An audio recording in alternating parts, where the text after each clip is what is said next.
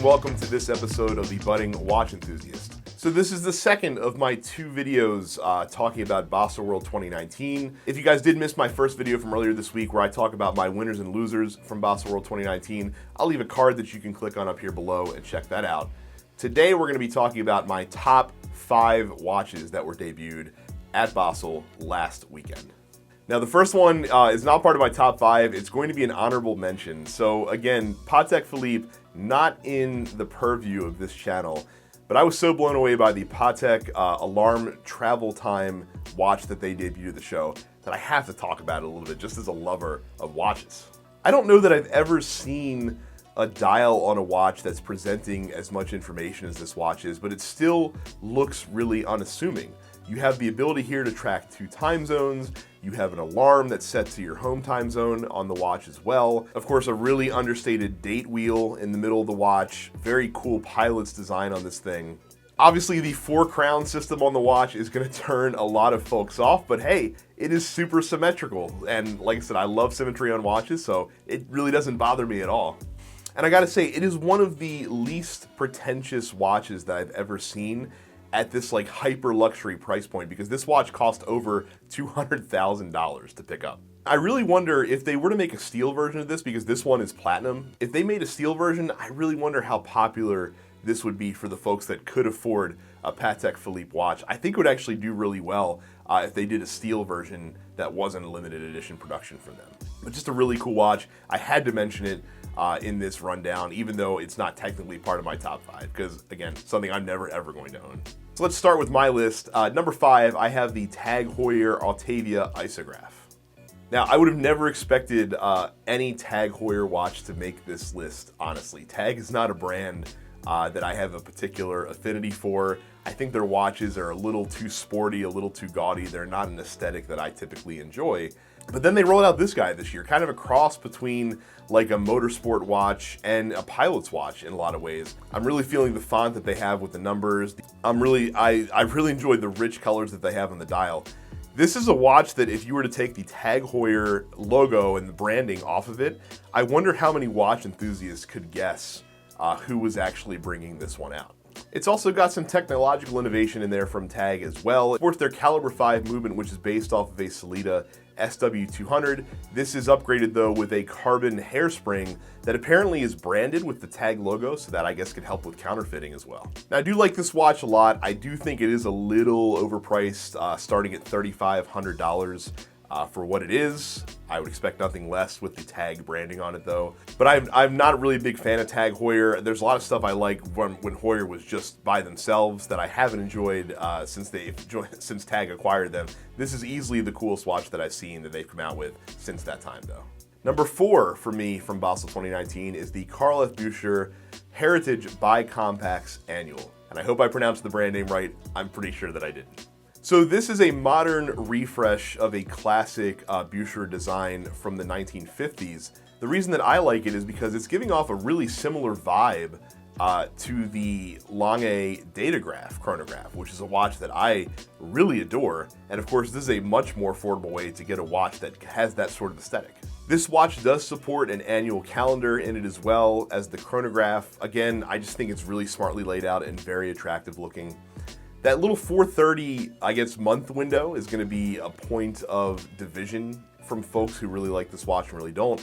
I actually don't mind this window because it is very small and looks kind of tucked away so that it's not an eyesore that I normally feel like 430 date complications are. And even the rose gold version of this watch, which is not a finish that I normally would gravitate towards, looks just as attractive as the steel version does as well. They're both really great options. That both look fantastic. The steel version of this watch clocks in at around $7,500.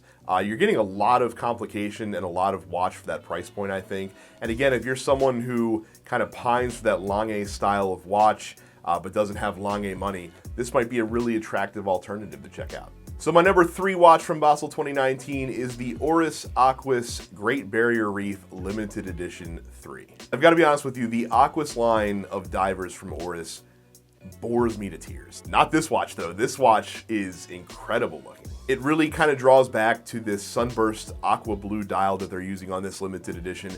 Just a tremendously fun color, very eye-catching.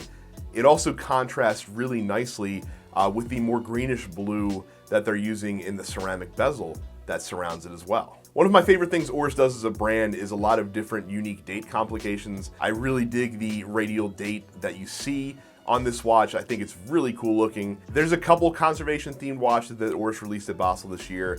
The Great Barrier Reef one, far and away, is the choice for me. I love this watch. It clocks in around $2,500, and I think that's a great price to get a really unique watch in the Aquas line, which again, normally I'm not really feeling, but this is really cool looking. Number 2 for me is going to be the Sinn 6012. Now Sinn, of course, is known for making some really cool, really over-engineered tool watches with lots of technological upgrades in them to make them just really robust and awesome. But one of their lines that kind of flies under the radar is their Frankfurt business line that they have that comes out, which are a little bit higher end, a little bit flashier watches. I think they're very popular within Germany, but outside of Germany, I've never really seen anyone talking about this Frankfurt line that they have. I will say though, this is the first Sinn watch, Frankfurt or otherwise, that really stopped me in my tracks as I was scrolling through checking out all the different content from Basel. This is a really nicely laid out watch with a ton of complications.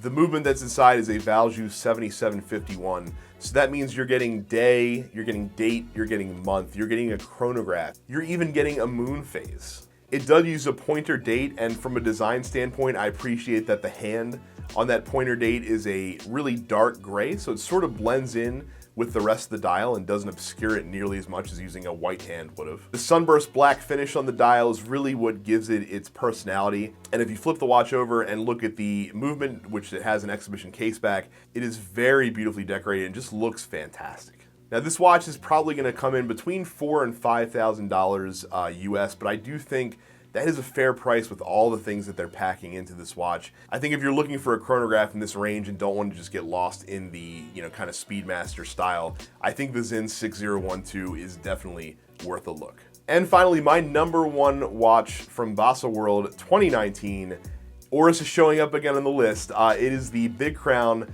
Pilot Timer GMT. So something that Oris does really well is they'll take an existing line of watches that they have that is very popular and not blow it up, not make huge sweeping changes, but they'll just iterate on it and just add stuff that just makes a lot of sense.